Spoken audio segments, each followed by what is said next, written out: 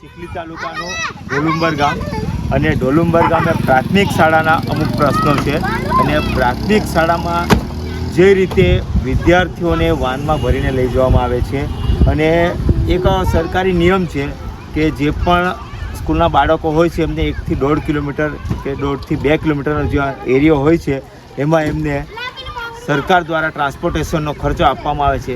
પણ ચીખલી તાલુકાની ઢોલુંબર ગામની આ પ્રાથમિક શાળા છે એમાં કોઈક કારણસર એ ટ્રાન્સપોર્ટેશનનો ખર્ચો બંધ કરી દેવામાં આવ્યો છે અને બાળકોને આ રીતે પ્રાઇવેટમાં 250 રૂપિયા ચૂકવી અને પછી ટ્રાન્સપોર્ટેશન કરવું પડે છે અને ઘણા બાળકો ચાલતા પણ તમને જોવા મળે છે. હવે શાના કારણે છે એ આપણે પ્રિન્સિપલ સાથે વાત કરીશું.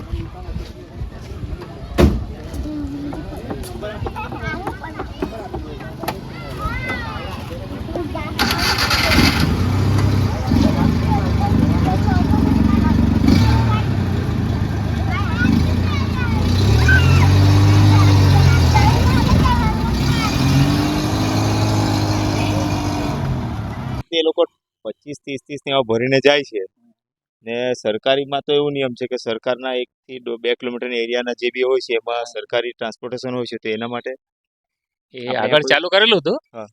પછી એમાં થોડાક ઇસ્યુ આવ્યા એટલે પછી બંધ કરી દીધું. પછી બંધ કરી દીધું. તો સરકાર ઉપરથી બંધ કરી દીધું કે પછી તમારા એસએમસી દ્વારા બંધ કરાવેલું છે. એસએમસી દ્વારા તમારું જ ખાલી બંધ છે, બીજી જગ્યાએ ચાલુ છે? હા, એની આમ તો મેં જરી ચાલુ તો પછી બંધ કરેલું કોઈ બી પછી બંધ કર્યું એટલે પ્રશ્ન આવ્યા હશે.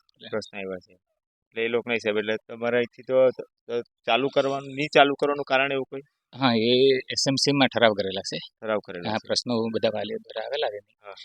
પછી એસએમસી નિર્ણય કર્યો કે આમાં મેળ આવે એમ નથી. હા. એટલે થોડાક ધારો કે કિલોમીટર હોય, ભાઈ બહેન સાથે આવતા હોય તો એ કોઈને 3 કિલોમીટરમાં પ્રોબ્લેમ. હા. એટલે એમાં મેળ જ નહીં આવ્યો. એવું છે. હા, એટલે 1 વર્ષ ચાલુ કરેલું. હા. બીજા વર્ષે 100ની સંખ્યા હતી એની જગ્યાએ 50 જ આવી. 50 એટલે ઓર પ્રોબ્લેમ વધી ગયા.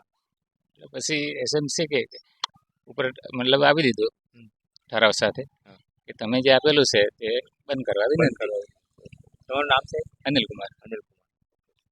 તો આપણને અનિલ કુમાર સાહેબ જે આ ગુજરાતી સ્કૂલના પ્રિન્સિપલ છે એમણે આપણે જે સવાલ પૂછ્યા એમણે જણાવ્યું છે કે જે સ્કૂલના બાળકો અત્યારે જે વાનમાં જાય છે કે જે પણ ટ્રાન્સપોર્ટેશનમાં જાય છે, પ્રાઇવેટ ટ્રાન્સપોર્ટેશન છે, પણ સ્કૂલમાંથી જે એસએમસીના ઠરાવ પ્રમાણે કેન્સલ કરવામાં આવ્યું છે એમાં એમના દ્વારા કોઈ નિર્ણય લેવામાં આવ્યો નથી અત્યાર સુધીમાં. પણ જે રીતે બાળકો સ્કૂલમાં અહીંથી જાય છે એ ખૂબ જ ખરાબ પરિસ્થિતિમાં છે તો એના ઉપર ધ્યાન આપવું ખૂબ જ જરૂરી છે. પછી ગામવાળા આપે, સ્કૂલના અધિકારીઓ આપે કે પછી તંત્ર આપે, જેથી કરીને બાળકોને ઘરે જવા માટે સારી સગવડ અને સુવિધા મળે.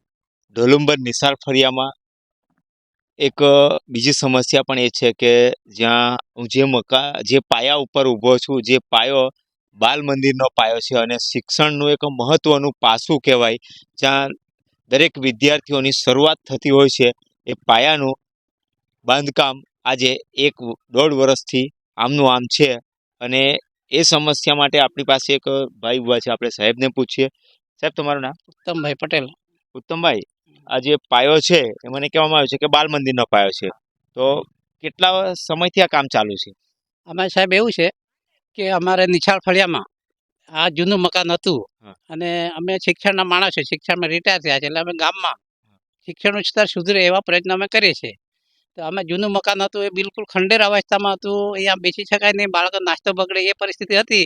ઓછી જગ્યા હોવાથી જૂના મકાનમાં અને ખંડેર હોય એટલે જે ઓછી જગ્યામાં અમે ગામમાં તપાસ કરી, ભૂતપૂર્વ સરપંચને વિનંતી કરી કે આપણે નવું નિશાળ ફળિયાની આંગણવાડી છે, આપણે સારી ઉપરથી લઈ આવે કામગીરી, અમને જગ્યા આપો.